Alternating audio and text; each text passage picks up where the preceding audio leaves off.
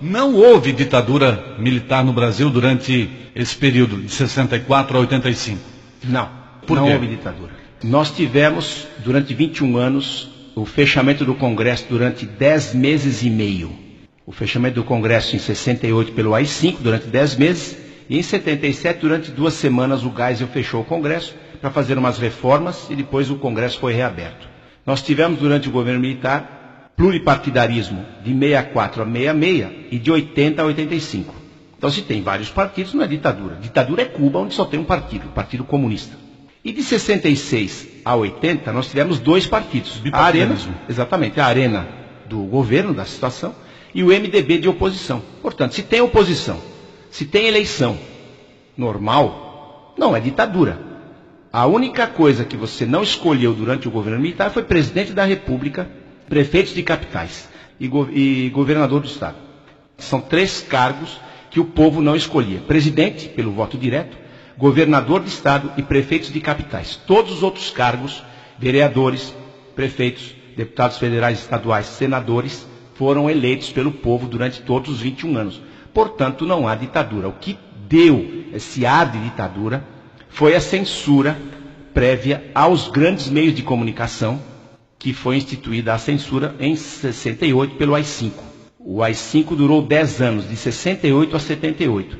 Então essa censura prévia nos meios de comunicação deu esse ar de ditadura. Provavelmente teria sido o erro dos militares. E eles estão pagando por alguma coisa que não aconteceu. Essa ditadura é uma falácia, essa palavra ditadura é uma falácia. E esses terroristas, então, os que sobraram, são hoje indenizados, estão flamejantes, com grandes cargos no governo e nos meios de comunicação, nas universidades federais, inclusive. Então você veja que a população está sendo educada pela cabeça e pela versão desses derrotados. É a única oportunidade que eu conheço na história dos derrotados contarem a história. Há uma inversão, os derrotados estão contando a história. E a história é mentirosa deles. Qualquer pessoa que tenha o desprazer de conhecer um sujeito desse, que hoje se diz perseguido, vai pensar que durante 21 anos houve uma perseguição generalizada e tudo mais. Coisa nenhuma. Quem cuidou da sua própria vida, quem foi trabalhar, quem foi estudar, não teve problema nenhum. Pelo contrário, foi protegido pelas ações do governo. Esses terroristas, como eu disse, mataram 120 pessoas, feriram gravemente 344 ou 345, e os que sobraram estão hoje flamejantes, bem indenizados, gordamente indenizados. A lei de anistia aprovada pelo Congresso em 79, ela não existe, porque ela só anistiou os ditos perseguidos.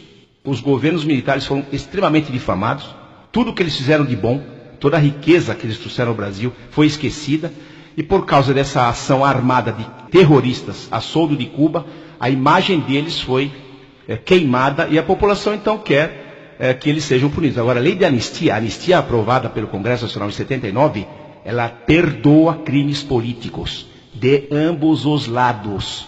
Só que agora só foram perdoados os que pegaram em armas. Os militares que fizeram a sua obrigação de combatê-los são perseguidos. Isso é um absurdo. Uma lei dessa tem que ser rasgada. Como é que seria o Brasil se os militares ainda estivessem no poder hoje? Bom, os militares tomaram o poder em 64 com a intenção de rapidamente devolvê-lo aos civis. Só não devolveram devido a essa ação armada, que durou 8 anos, essa guerra, essa guerrilha, né, comandada por Cuba. Eles não queriam ficar tantos anos no poder e teriam entregue o país antes. Bom, vamos dizer que eles estivessem até hoje no poder. Com certeza o Brasil seria mais rico e muito mais seguro. E é o que a gente viu na época que eles estavam no poder. Não poderia ser diferente. Todos os 5 generais morreram com suas aposentadorias magras. Não havia corrupção nenhuma por parte de militares. Até hoje a oposição não apontou um dedo de um soldado raso ao maior general. Né? Nós tínhamos realmente governos de pessoas extremamente honradas. O mais honrado, o mais inatacável de todos, com certeza foi o Médici, que é o mais difamado dos 5. O Médici recebeu como salário de presidente $724. Esse dito operário, né? Esse molusco que ficou no poder durante 8 anos, chegou em Brasília com 2 malas de mão e saiu com 11 caminhões.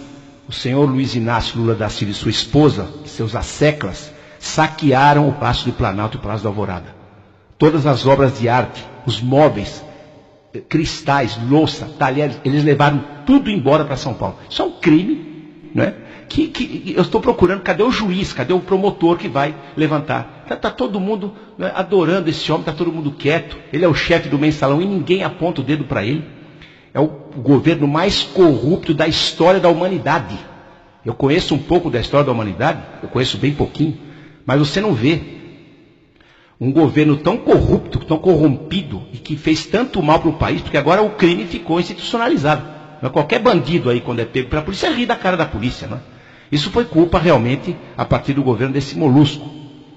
Essa turma acabou com o nosso país e estão milionários. É uma coisa realmente terrível.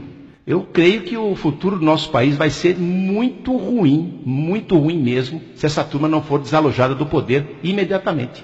Professor, obrigado pela sua participação, bom dia. Um bom dia a todos e salve 31 de março.